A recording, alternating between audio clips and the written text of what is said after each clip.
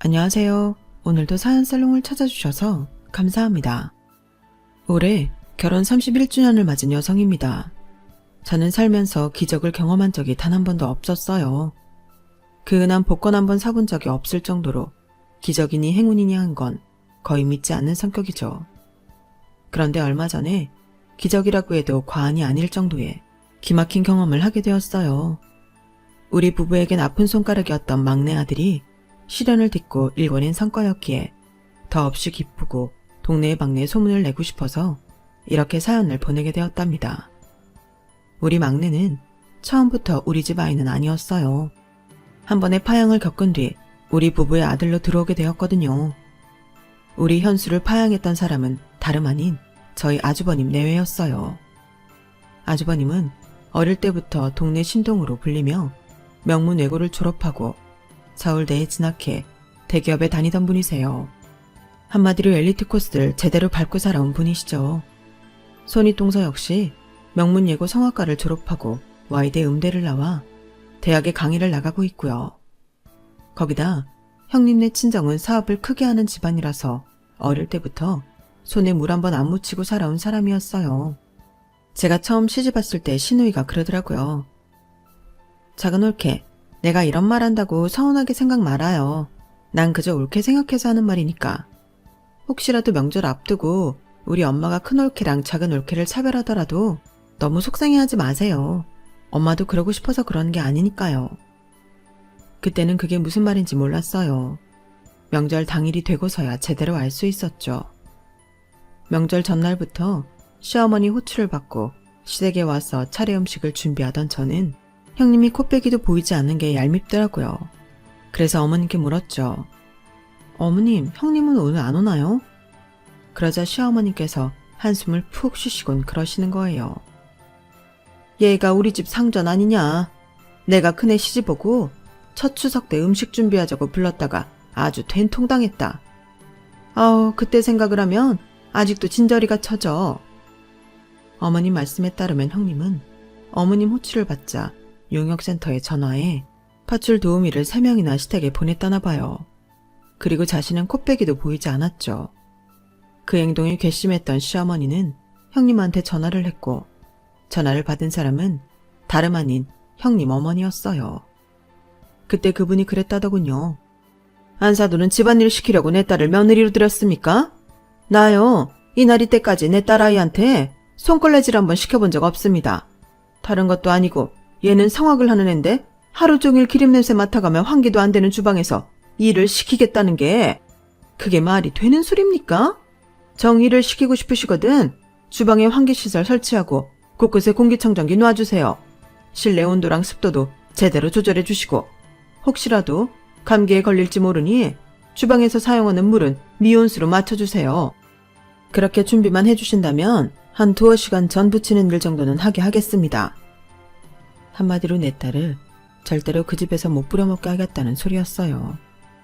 어느 집에서 주방의 온도 습도 맞춰가며 사방에 공기청정기 세워두고 일을 합니까? 그런데 그 일은 거기서 끝나지 않았어요. 명절 당일 큰아들만 딸랑 본가에 온 거였죠. 그런데도 큰아들은 오히려 성질을 내며 그러더래요. 엄마가 내 와이프한테 와서 일하라고 그랬어? 도대체 왜 그래? 나 그것 때문에 어제 장모님한테 2시간이나 혼났잖아. 나 우리 회사에서 이사님 라인 탈 수 있었던 거 우리 장모님 덕분이라고 한 거 잊었어? 장모님 눈 밖에 나면 나 그날로 회사에서도 끝이라고. 암튼 다음부터는 명절이든 뭐든 내 와이프 불러서 일 시킬 생각 꿈에도 하지 마. 안 그러면 나도 안 올 테니까. 그 일로 시어머니는 아버님한테도 혼나고 일은 일대로 혼자 터맡아 하셔야 했어요. 당시 시누이가 고3이어서 이 일을 시킬 수 없었거든요. 그 후로 명절이나 제사, 시아버지 생신 때는 의뢰 시어머니랑 시누이 둘이서 음식 장만을 하곤 하셨어요. 그러다 평범한 집안에서 자란 제가 며느리로 들어오자 어머님은 이제야 숨을 좀 돌리게 됐다 싶으셨던 거예요. 저로서는 최악의 상황이었지만 좋은 점도 있긴 하더라고요. 워낙 맏며느리한테 호되게 당해오신 어머님이라서 저한테 일을 시키실 때도 눈치를 많이 보신다는 거예요. 어지간한 건 저한테 시키시기보다는 본인이 나서서 하시는 편이고요. 비록 손이 동서못까지 제가 하게 되긴 했지만 따지고 보면 일의 양은 다른 집 며느리들에 비해 훨씬 덜하고 사는 쪽이었죠. 게다가 대학이 어려운 맏며느리보다는 상대적으로 편한 저를 더 예뻐해 주셨어요. 특히 결혼은 제가 3년 늦게 했지만 먼저 아이를 갖는 바람에 시부모님 사랑은 확실히 제게 편중되었죠. 아들, 딸 쌍둥이를 낳는 바람에 혼자 육아를 감당하기 힘들었을 때도 저희 시어머니께서 많이 도와주셨어요. 애들 때문에 회사를 그만둬야 하나 고민을 했을 때도 어머님이 먼저 손을 내밀어 주셨죠. 여자라고 집에서 살림만 하라는 법 있니? 능력 되면 회사에 다녀서 능력 펼치고 사는 게 당연한 거지. 애 봐줄 사람이 없어서 회사 그만두려는 거라면 그러지 마라. 애들은 내가 봐줄 테니. 감사합니다, 어머님. 안 그래도 어머님께 말씀이라도 드려볼까 하다가 애가 하나도 아니고 둘이나 되니까 염치 없어서 말도 못 꺼내고 있었는데 먼저 이렇게 말씀해 주시니 너무 감사해요. 얘는 우진이 우리미가 네 자식만 되니? 내 아들 자식이기도 하고 나한텐 세상에 딱 둘밖에 없는 내 손주들이야. 안 그래도 네가 우리 집에 시집 와서 맏며느리 노릇까지 하고 사는 게 미안했는데 이렇게라도 빚진 마음 갚을 수 있으니 오히려 내가 더 기쁘다. 애들 걱정은 하지 말고 너 하고 싶은 일 실컷 해. 그래야 후회가 없지. 친정 엄마한테 아이들 육아를 부탁했다가 거절을 당한 뒤로 시어머님께는 말도 못 꺼내고 있었는데 어머님이 먼저 제 사정을 알아주실 줄 누가 알았겠어요. 사실 애가 하나도 아니고 둘이나 돼서 남편 월급만으로는 도저히 생활이 어려울 것 같았어요. 그래서 고민이 많았죠. 그런데 어머님 덕분에 저희 집 생계도 유지할 수 있게 됐고 경단녀가 될 뻔했던 위기도 넘길 수 있었어요. 어머님 손에 자라 그런가 저희 아이들은 친할머니는 무척 따랐어요. 아이들이 그러니 시어머니도 저희 애들이라면 꿈뻑 하셨고요.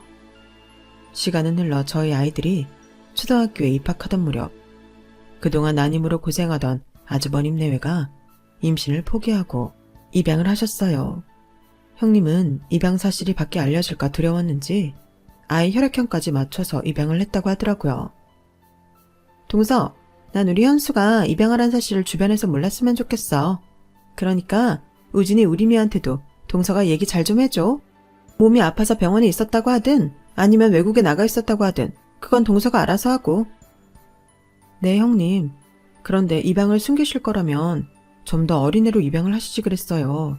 벌써 5살이면 애가 자기가 입양하라는 걸 다 알 텐데요. 동서, 내가 이런 얘기를 동서한테 할 필요는 없지만 앞으로 동서도 보게 될 거니까 미리 얘기할게. 우리 현수 피아노 영재야. 우리 집에서 후원하는 시설에서 자란 앤데 피아노도 한번 배운 적 없는 애가 듣는 족족 건반으로 치더라니까. 혹시나 해서 입양 전에 한 6개월 정도 피아노를 가르쳐봤는데 벌써 체른이 30번을 친다니까. 내가 요즘 우리 현수 보는 낙에 살아. 자기 자식들 앞에서 부모는 팔불출이 된다더니 그 차갑기만 하던 형님도 예외는 아니더라고요. 평소엔 저랑 통화도 자주 않지만 해도 3분이 넘질 않았는데 그날은 30분이 넘도록 아들 자랑을 하더라고요. 그런데 형님의 그런 모습이 싫지 않았어요. 오히려 꽤 보기 좋더라고요. 저도 자식을 키우는 입장이라서 그런가 애들 키우면서 느끼는 즐거움이 어떤 건지 잘 알기 때문이었죠. 아이를 입양한 후로 아주버님 내외는 명절마다 시댁에 잘 오고 시부모님 생신 때도 아이를 앞세워 찾아오곤 했어요. 애 교육을 생각해서라도 일부러 시댁과 가깝게 지내려고 노력하는 것 같더라고요. 현수는 저희 아이들과도 잘 어울렸어요. 또래 애들보다 체구가 작아서 저희 아이들을 쫄랑쫄랑 따라다니는 게 꼭 엄마 오리를 쫓아다니는 아기 오리 같았죠. 어른들이 걱정했던 것과 달리 아이들이 잘 어울리자 형님도 안심하는 듯 보였어요. 시부모님께서도 혹여 아이가 상처 입을까봐 입양 사실을 숨기곤 저희 아이들한테 하듯이 현수를 예뻐해 주셨죠. 그렇게 한 3, 4년 정도는 평온하게 지냈어요. 그 일이 있기 전까지는요. 현수가 피아노 영재라며 잔뜩 들떠있던 형님의 기대와 달리 어느 순간부터 현수 피아노 실력은 좀처럼 나아지지 않았어요. 그러다가 중요한 콩쿠르에서 순위에도 들지 못하고 떨어져 버렸죠. 그 바람에 형님은 아이에게 더 강도 높은 연습을 시키셨고 결국 스트레스로 인해 현수는 피아노 앞에 서면 손이 굳어버리게 되었어요. 운동선수들이 겪는 입스와 같은 상황이었죠. 당연히 병원에서는 신체적으로는 아무 이상이 없다고 했지만 아이는 좀처럼 피아노를 치지 못했어요. 아이 문제로 신경이 예민해진 형님은 한동안 명절에도 시댁에 오지 않았어요. 아주버님 혼자 당일날 잠깐 들렀다가 차례만 지내고 가곤 했죠. 그런데 이듬해 설에 아주버님을 통해 충격적인 소식을 접하게 된 거예요. 네? 파양을 했다고요? 아니 왜요? 현수한테 무슨 일이라도 있었어요? 제 물음에 아주버님은 헛웃음을 짓더니 그러는 거예요. 집사람이 하도 피아노 영재라고 자기가 제대로 키워보고 싶다고 해서 입양을 했던 건데 결과적으로 꽝이더라고요. 영재면 뭐예요? 피아노 앞에만 가면 벌벌 떨고 울기만 하는데 집사람이랑 한 반년을 그것 때문에 싸우다가 결국 다시 보내버린 거죠. 괜히 레슨이다 뭐다 돈만 날렸다니까요. 차라리 처음부터 입양했다고 사실대로 말했으면 되는 걸. 집사람이 여기저기 거짓말을 해놓은 통에 내 자식 버린 나쁜 놈처럼 됐잖아요. 그래서 그냥 주변에 내 유학 보낸 걸로 했어요. 재수씨도 애들한테 그렇게 말해주세요. 아이의 인생은 전혀 고려하지 않은 채 자기들 체면만 걱정하는 모습을 보니 정말 역겹더라고요. 남편도 저랑 같은 생각이었는지 자기 형한테 처음으로 소리를 지르더라고요. 그걸 말이라고 해? 자식으로 받아들였으면 끝까지 책임을 져야지. 자기들 구미에 안 맞는다고 자식을 버려? 그렇게 가벼운 마음으로 입양을 해선 애한테 상처를 줘도 되는 거냐고. 형수 탓할 거 없어. 내가 보기엔 형도 형수랑 똑같아 보이니까. 지금껏 남편과 살면서 그렇게 화를 내는 건 처음이었어요. 하지만 이번만큼은 화를 내는 게 당연한 상황이라 저도 남편한테 힘을 실어주었죠. 이 말이 맞아요. 어른이면 어른답게 처신하셨어야죠. 한 아이 인생을 그렇게 망가뜨려 놓고선 그깟 돈 아깝다는 소리가 나오세요? 자기들 욕심 때문에 입양했다가 성에 안 찬다고 파양해 놓곤 나쁜 소리는 듣기 싫으신가 봐요. 그런데 이번 일만큼은 저도 아주버님이랑 형님한테 좋은 말은 못하겠네요. 정말 최악의 인간이에요. 그날 우리 부부가 왜 그렇게 화가 났던 건지 그 이유는 잘 모르겠어요. 우리가 아이를 키우는 부모 입장에서 그런 건지 아니면 저희 아이들과 친형제처럼 뛰어놀던 현수가 눈에 밟혀서 그랬는지 모르겠지만 집에 돌아와서도 현수 생각이 지워지지가 않았어요. 그런데 그날 밤 저희 아들이 안방에 들어와 그러는 거예요. 엄마, 현수 우리 집에 데려오면 안 돼? 아까 큰아빠가 하는 소리 다 들었어. 현수 다시 시설로 보낸 거지? 맞지? 어른들이 다들 쉬쉬했지만 아이들끼리는 이미 현수가 시설에서 자라 입양이 됐다는 사실을 알고 있었더라고요. 현수가 말해줬어. 자기는 입양하라고. 그런데 현수는 큰아빠랑 큰엄마가 자기를 안 좋아한다고 하더라. 그래서 우리 집에 입양됐으면 좋았겠다고 그러더라고. 엄마, 현수 우리 집으로 데려오면 안 돼? 아들의 말에 남편도 저도 쉽게 대답을 할 수 없었어요. 입양이라는 게 기분에 따라 쉽게 결정할 수 있는 일은 아니니까요. 한 사람의 인생이 달린 중차대한 일이잖아요. 그걸 가볍게 생각했던 어른들 때문에 이미 한번 마음의 상처를 입은 아이에게 또다시 상처를 줄 수는 없으니까요. 그래서 일단은 현수가 있는 시설에 매주 찾아가서 아이의 마음부터 달래주기로 했어요. 비록 우리 부부가 자신을 파양한 건 아니지만 그래도 한 집안 사람이니 혹시라도 현수가 우릴 피하지 않을까 생각했었는데 오히려 그 반대더라고요. 우리 부부와 아이들을 보자 현수가 환하게 웃으며 달려오는 거예요. 그리고는 저희 아이들과 신나게 뛰어놀더라고요. 그렇게 반년 가까이 매주 현수를 만나러 다니던 우리 가족은 드디어 현수의 입양을 결정했어요. 앞으로 명절이다 뭐다 집안 식구들과 부딪혀야 하는 문제도 있어서 먼저 시부모님께 말씀을 드렸더니 흔쾌히 찬성을 하시더라고요. 아버님은 안 그래도 현수한테 너무 큰 죄를 지은 것 같아서 미안했는데 저희가 나서서 책임져주니 고맙다고 하시더군요. 잘 생각했다. 어른들이 책임지는 모습을 보여야 애들도 배우는 게 있지 않겠니? 혹시라도 현수가 큰애들 보기 불편하다고 하면 내가 걔들은 명절에도 오지 말라고 할 테니까 그런 건 걱정하지 말아라. 그리고 둘째야, 내 자식이 벌인 일을 괜히 너한테 떠넘긴 것 같아서 미안하구나. 아니에요, 아버님. 왜 아버님이 미안해하세요? 저희가 현수 데려오려는 건 다른 이유는 없어요. 그냥 현수가 남 같지 않고 꼭 우리 자식 같아서 그런 거예요. 대신 적어도 한동안은 아주버님 내외와는 거리를 두고 키우고 싶어요. 그래, 알았다. 달리 더 필요한 거 있으면 언제든 말하거라. 저희 뜻을 알아주시는 시부모님 덕분에 현수는 저희 집에 온 후로도 아주버님 내외와 마주칠 일은 없었어요. 저희 집에 온 이후로 현수는 이전처럼 밝은 모습을 되찾아갔어요. 아무래도 또래인 형과 누나가 있어서 쉽게 적응할 수 있었던 것 같아요. 그래서 저희 부부는 안심을 하고 있었는데 지금에 와서 생각해보니 너무 아니란 생각이었던 것 같네요. 현수는 겉으로 보기에는 잘 적응하고 있는 것 같았지만 실은 또 파양될지 모른다는 두려움에 떨고 있었던 거예요. 또래 아이들이라면 당연히 부모한테 떼도 쓰고 고집도 부려야 할 순간에 현수는 너무도 쉽게 받아들이고 포기하는 모습이 보였거든요. 모처럼 우리 가족이 외식을 하러 나갈 때도 자기가 먹고 싶은 걸 주장하는 걸 본 적이 없어요. 늘 형이나 누나가 먹고 싶어 하는 걸 따라서 먹곤 했거든요. 처음 몇 번은 그냥 넘어갔는데 시간이 지나도 늘 그러더라고요. 그래서 하루는 현수한테 직접 메뉴를 골라보라고 말했죠. 그랬더니 아이가 눈치를 보더라고요. 난 아무거나 다 좋아. 그냥 형이랑 누나가 먹고 싶어 하는 걸로 먹을게. 그 말에 왜 그렇게 가슴이 아팠는지 모르겠어요. 그래서 그날은 다른 날과 달리 쉽게 넘어가 주지 않았죠. 안 돼. 오늘은 현수가 골라주는 걸로 먹을 거야. 매번 형이랑 누나가 골랐잖아. 오늘은 현수가 한번 골라봐봐. 그러자 아이는 마지못해 가장 저렴한 메뉴를 골랐어요. 현수가 고른 메뉴를 먹고 집으로 돌아왔는데 자꾸 울컥울컥 하는 거예요. 그러다 결국 잠들기 전 눈물이 터지고 말았어요. 여보, 우리가 현수한테 잘하고 있는 걸까? 애가 자꾸 눈치를 보는 게 너무 속상해. 아직도 우리를 부모로 받아들이지 못하는 것 같아. 애가 또다시 버림받을까봐 전전긍긍하는 게 다 내 잘못 같단 말이야. 남편은 제 말에 소리 죽여 낮은 한숨을 쉬었어요. 남편도 저와 똑같은 고민을 하고 있었던 거죠.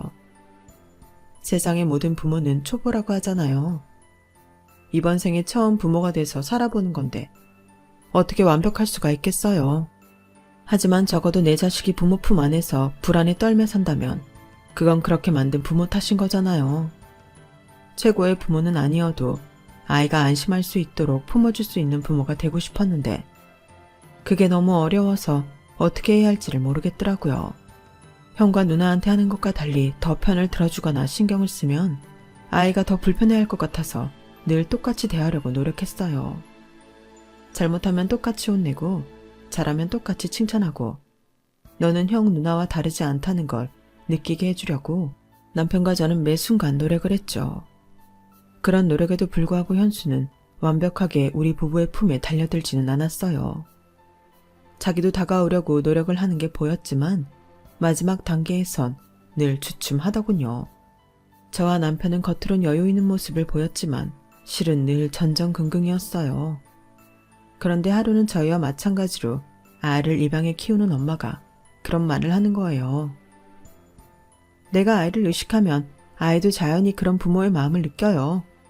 불쌍하니까 잘해줘야지. 상처가 있는 아이니까 내가 더 아껴줘야지. 대개 아이를 입양한 부모들이 그렇게 생각하는데 그거 아이들이 귀신같이 알아버린다고요. 그럼 아이는 생각하죠. 아, 역시 나는 입양하구나. 부모가 먼저 그런 의식을 떨쳐버려야 해요. 그러면 아이도 그제야 안심을 하게 된다고요.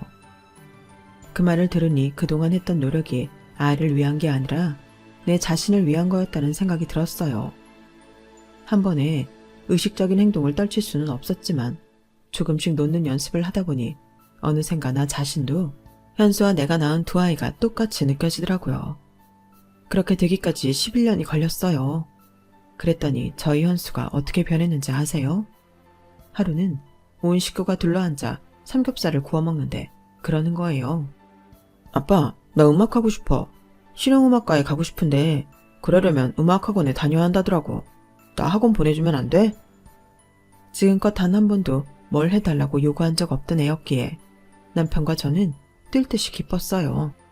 하하, 현수가 드디어 원하는 게 생겼구나. 그럼 들어줘야지. 근데 비싸냐? 음악학원 학원비. 그러자 큰아들이 야유를 퍼부었어요. 에이, 뭐야. 다 들어줄 것처럼 좋아하더니 돈 앞에선 꼬랑지 내리기야. 아빠가 정 그렇게 약한 모습을 보인다면 이 형이 알바를 뛰어서라도 내 동생 학원비 보태준다. 어때? 형 멋있지? 그러자 열심히 고기를 굽고 있던 딸도 거들었어요.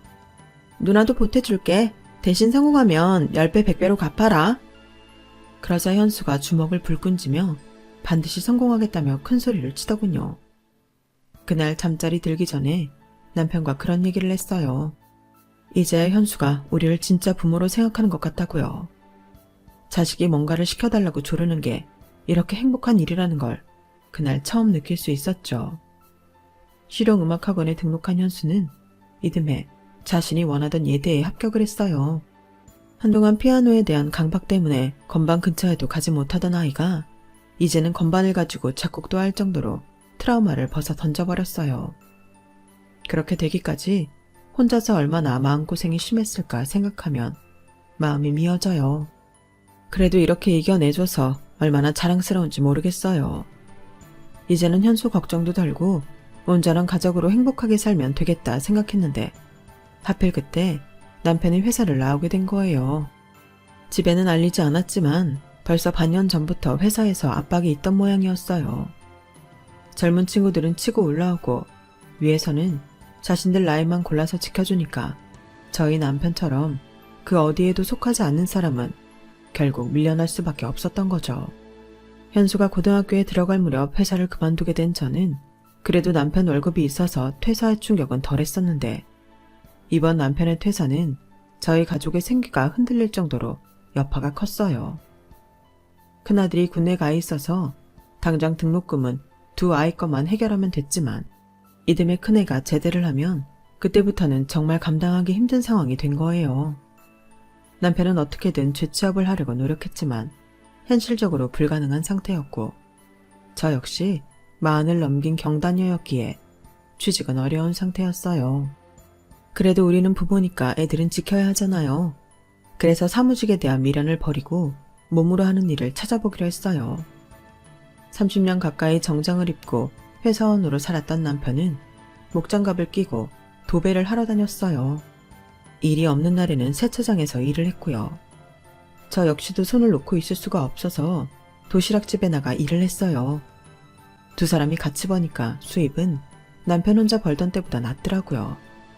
하지만 고정 수입이 아닌 유동 수입이다 보니까 계절에 따라 날씨에 따라 수입이 들쭉날쭉한 게 흠이라면 흠이었죠. 그렇게 제2의 인생을 살아가던 어느 날 아버님 생신을 맞아 본가로 향했어요. 그런데 그 자리에 아주버님 내외가 와 있더라고요. 10년 넘게 시댁엔 발걸음도 않고 살더니 그때는 무슨 바람이 불었는지 내외가 나란히 와 있더라고요. 형님은 현수를 보더니 기가 차다는 듯 비웃었어요. 그리고는 제게 비아냥거리더라고요. 동서도 참 고생을 사서 한다. 현수 실용음악과 다닌다며? 그 비싼 레슨비 대주면 시킬 때는 못하겠다고 울고 짜더니 가난한 동서집에 가서는 염치 없이 학원 보내달라는 말까지 했다며? 얘 현수야, 너 참 뻔뻔하다. 대단한 재주도 아니면서 어떻게 부모 등골 빼가며 음악할 생각을 다 하니? 염치도 없이.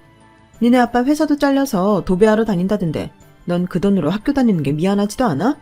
네 주제에 실용음악과 가면 뭐 대단한 작곡가라도 될 줄 알았어?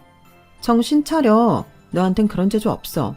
네가 그쪽으로 성공하면 내가 성을 간다. 그러자 남편이 버럭 소리를 쳤어요. 형수님이 뭔데 왜 내 자식 미래에 대해 왈가왈부합니까? 형수님한테 무슨 자격이 있다고 남의 자식 일에 간섭하냐고요. 형수님 일이나 신경 쓰세요. 그리고 우리 현수 분명히 성공할 겁니다. 내가 부모라서 하는 말이 아니라 현수 지도 교수님이 그러셨어요. 현수처럼 재능을 타고난 아이도 없다고요. 두고 보세요. 형수님 성 가는 날 반드시 올 테니까. 남편이 도끼 눈을 뜨고 형님을 노려보자 아주버님이 나서려다 주춤하더라고요. 아버님이 제 남편을 두둔하고 나서셨거든요. 현수 애비 말 틀린 거 하나 없다. 현수 대학 들어갈 때 수석으로 들어갔어. 그 많은 애들 중에서 1등으로 들어간 애가 재주가 없는 거라면 도대체 누가 재주가 있는 거겠냐? 앞으로 큰애 넌 말 함부로 하는 버릇 고쳐라. 아버님이 형님을 꾸중하시는 건 처음이었어요. 그런데 그보다 더 놀란 건 형님 태도였죠. 물론 10여 년 전 일이기는 하지만 분명 그때는 시부모님이 형님 비위를 맞추는 느낌이었거든요.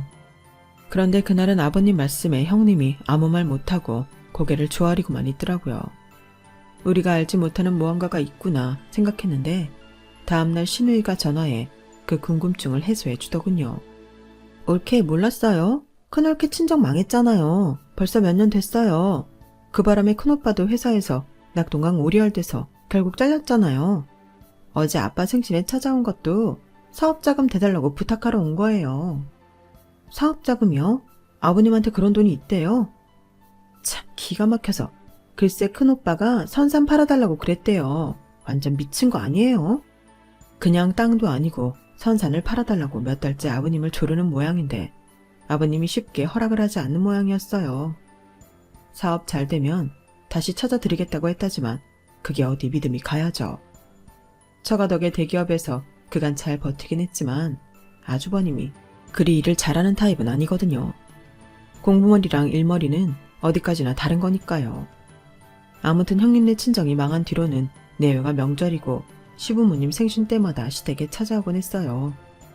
그럴 때마다 저희 부부는 신경을 곤두세우고 있어야 했고요. 그나마 다행인 건 정작 현수는 아주버님 내외를 그리 신경 쓰지 않는다는 거였죠. 그렇게 선산을 뺏으려고 온갖 문지방에 닳도록 드나들던 아주버님 내외는 아버님이 선산을 제 남편 명의로 돌려버리자 본가의 발걸음을 딱 끊었어요. 다시 얼굴을 보게 된 건 저희 딸 결혼식 때였죠. 대학을 졸업하고 직장생활을 시작한 딸은 이듬해 CC였던 대학 선배와 결혼을 했어요. 안 싸더니 말기 암 투병 중이라서 하루라도 빨리 식을 치르자고 해서 어쩔 수 없이 서두르게 된 거였죠. 그러다 보니 준비된 돈도 없고 정말 막막하더라고요. 솔직히 그땐 아버님께 말씀드려서 어떻게든 도와달라고 해볼까 생각했죠. 그런데 글쎄 현수가 제 누나 결혼 자금으로 쓰라며 1억을 내놨지 뭐예요. 딸아이는 물론 우리 부부도 놀라서 아무 말도 못하고 있었어요. 대학 졸업하고 선배가 하는 회사에서 공 만드는 일을 한다고 했었는데 그 일을 해서 이 큰 돈을 모았다는 게 도저히 믿어지지가 않더라고요. 제가 그쪽 사정을 잘 모르는 것도 있지만 아무리 그래도 1억이 류직 걔 이름은 아니니까요. 현수야, 너 이 돈 어디서 난 거니? 혹시 사채나 그런 거 쓴 건 아니지? 그러자 현수는 깔깔대고 웃으며 그러는 거예요. 엄마, 아들을 그렇게 못 믿어? 설마 사채로 돈을 빌렸겠어. 그동안 내가 만든 곡들이 꽤 팔렸어. 아직 정산이 덜 돼서 지금 내가 가진 게 이거밖에 안 되는데 아마 앞으로는 더 많이 벌 수 있을 거야. 내가 그랬잖아. 난 꼭 성공할 거라고. 아빠도 나 믿는다고 했잖아. 그런데 고작 1억에 이렇게 놀라면 내가 섭섭하지. 누나, 이 돈은 예전에 누나가 알바해서 나 학원비 대준 거에 이자 좀 붙인 거니까 부담 갖지 말고 써. 그리고 시집가서 그 집 사람들한테 절대 꿀리지 마. 누나 뒤엔 잘난 이 동생이 있으니까. 알았지? 막내의 성공 앞에 큰아들과 딸은 환호성을 지르며 춤까지 췄어요. 요즘 애들은 참 감정 표현도 솔직하더라고요. 옛날 사람인 우리 부부는 벙찐 표정으로 늘 시울만 불켰는데 말이죠. 그렇게 딸은 지 동생이 준 결혼자금으로 결혼식을 올리게 됐어요. 결혼식 날 현수는 자기 회사 가수들을 불러 축하 공연까지 해주었죠. 그 모습을 지켜보는데 자꾸 눈물이 나는 거예요. 딸 결혼식인데 막내 아들 때문에 눈물을 흘리고 만 거죠. 그렇게 결혼식이 잘 끝나는구나 했는데 결국 사단이 난 거예요. 친인척들 중에 몇몇이 친구들과 공연을 한 현수를 알아본 거예요. 좀 전에 건반치네 현수 맞죠? 제 어릴 때도 피아노 신동이라고 이제 큰며느리가 자랑하고 그랬었잖아요. 근데 왜 제가 제 작은 엄마를 보고 엄마라고 불러요? 현수 쟤는 큰집 아들 아니었어요? 누군가 던진 한마디에 식장은 어수선해졌어요. 그러다 집안 어른 한 분이 형님한테 대놓고 물으셨죠. 아가, 쟤네 아들 아니냐? 네가 피아노 신동이라고 자랑하고 다녔었잖아. 그러자 형님은 벌개진 얼굴로 누나를 굴리며 말했어요. 맞아요, 저희 아들이에요. 애가 어릴 때부터 작은 집에 자주 놀러가고 그러다 보니까 작은 엄마한테도 엄마라고 부르며 사네요. 형님은 쓴웃음을 지으며 상황을 정리하려고 노력했어요. 그런데 그 순간 현수가 형님한테 다가가 회심의 한마디를 해버리고 만 거예요. 저 파양하셨잖아요. 그 말에 식장에 있던 사람들 시선이 형님 내외한테 쏠렸어요. 형님은 현수의 입을 막으려고 손을 휘저었지만 소용없었어요. 그러기엔 현수 키가 많이 컸거든요. 피아노 신동인 줄 알고 입양했다가 콩쿠르 떨어지자마자 쓸모없다고 다시 시설에 버려놓곤 왜 거짓말 하시냐고요. 두 분이 버린 저를 데려다 아들로 키워주신 분은 당신들이 아니라 저기 혼조석에 앉아 계신 우리 부모님이세요. 저한테 재능이 없다고 내가 성공하면 성을 가겠다고 하셨던 분이 막상 제가 성공하니까 아들인 척 하고 싶은 건 아니죠? 그런 게 아니길 바랄게요. 저는 수백억을 준다고 해도 당신들 아들은 하고 싶지 않으니까요. 두 분 가슴엔 사랑이 없거든요. 오늘 우리 누나 결혼식에 와주신 건 감사하지만 조용히 식사나 하고 가세요. 오늘은 기쁜 날이라서 당신들 얼굴 보고 기분 상하기 싫으니까요. 담담하게 자기 할 말을 하고는 제 곁으로 온 현수는 제 손을 꼭 잡았어요. 커다란 손이 바들바들 떨리고 있더라고요. 그래서 두 손으로 내 아들 손을 꼭 쥐어주었죠. 비록 작은 소동은 있었지만 딸아이 결혼식은 무사히 마칠 수 있었어요. 운명처럼 우리 부부한테 와서 오늘 같은 기적을 일으켜준 내 아들 현수. 이 정도면 엄마로서 자랑할 만하죠. 비록 한 번의 상처는 있었지만 우리 아이들이 앞으로는 날개를 활짝 펴고 저 높은 하늘을 훨훨 날 수 있었으면 좋겠어요. 더 따뜻한 세상일 되길 바라며 제 사연 들어주셔서 고맙습니다. 항상 건강하고 즐겁게 사세요. 여러분, 사연 댓글에 응원과 현명한 조언 부탁드려요. 좋아요와 구독은 저에게 큰 힘이 됩니다. 오늘도 좋은 일 가득하세요.